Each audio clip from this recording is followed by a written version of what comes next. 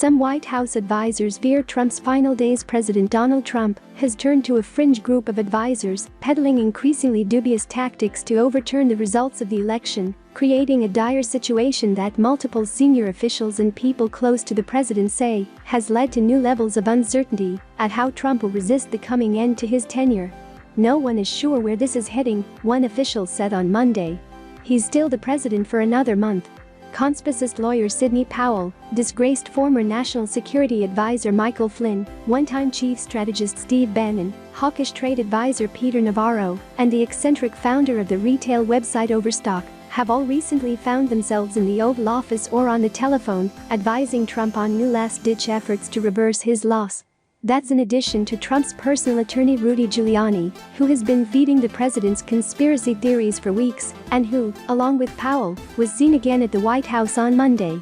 In the process, Trump has mostly shunned those working inside the government, leading to growing fears of how he may lash out in the 4 weeks he has remaining in the White House, or at how he may resist leaving the building come Inauguration Day.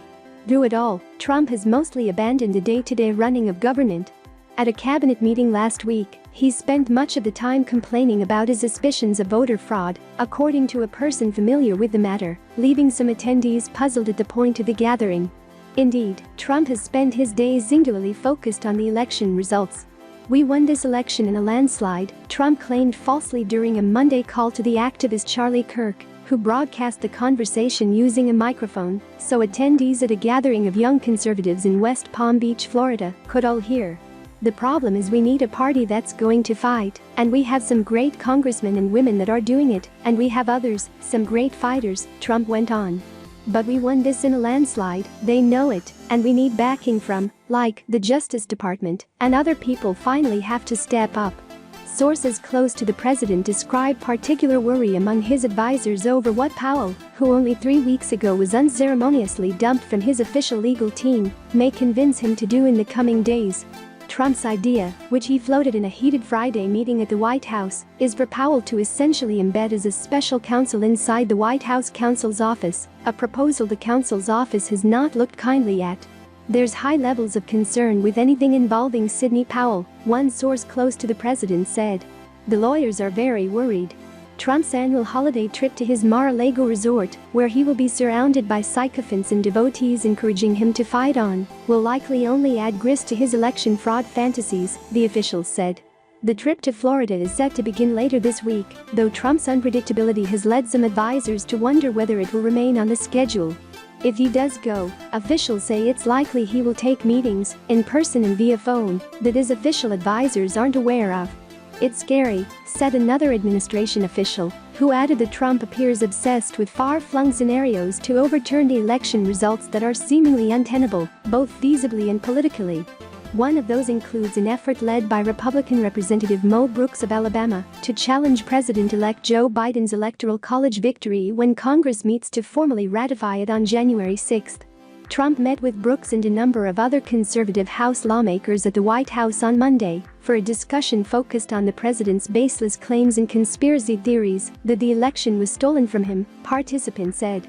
The lawmakers emerged confident that there was a contingent of House and Senate Republicans who would join the effort and prompt a marathon debate on the floor on January 6 that would spill into the next day.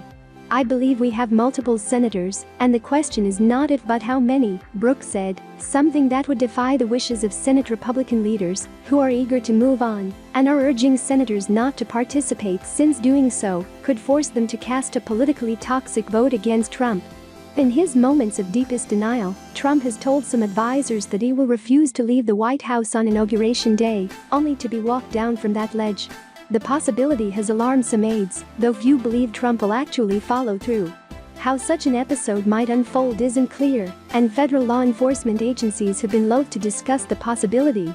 Heated Oval Office meeting after news emerged of a heated Oval Office meeting Friday pitting Powell and Flynn against White House officials, including Chief of Staff Mark Meadows and White House counsel Pat Cipollone. Powell was seen exiting the executive mansion again on Sunday.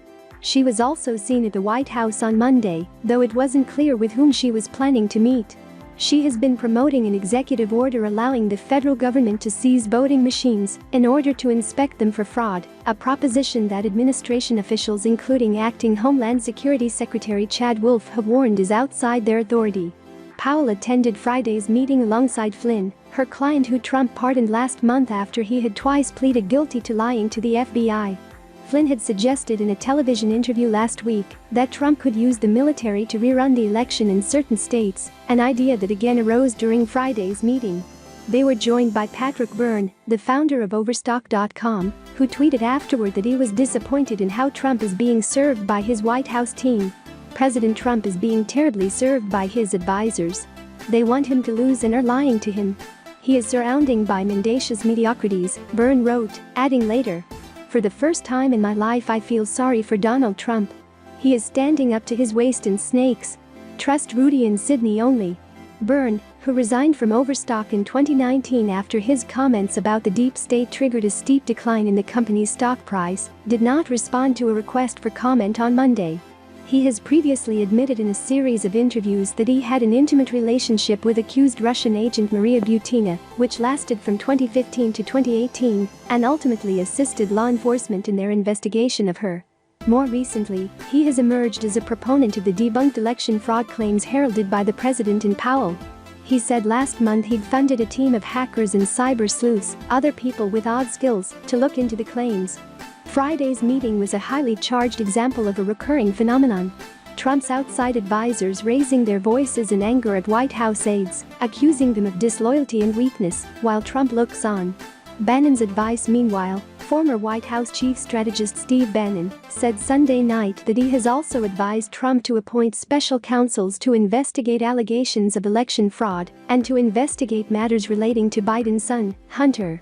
"As I strongly recommended to the president, we need a special counsel named immediately, a special prosecutor just on election fraud and voter fraud. They're two different things, election fraud and voter fraud. You need to do that immediately," Bannon said during a livestream with conservative pastors on Sunday night.